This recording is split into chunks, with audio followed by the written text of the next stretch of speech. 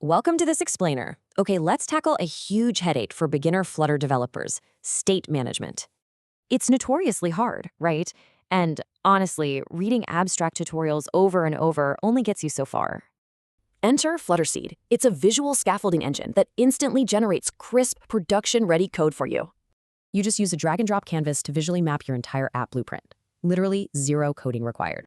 Want to try Block, RiverPod, or GetX? Just swap the nodes out. It makes comparing patterns incredibly easy.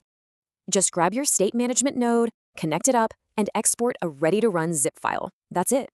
Now you can actually compare architectures side by side, generate a pristine block structure, then swap to RiverPod. Seeing real setups side by side lets beginners instantly grasp how different state management patterns actually work in practice.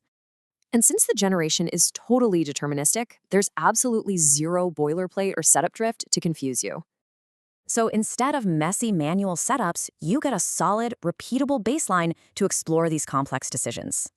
You can literally build a production-ready app architecture in 60 seconds. Say goodbye to tutorial hell.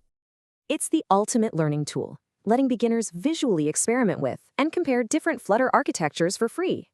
So why struggle abstractly? What state management pattern are you going to visually generate and master today?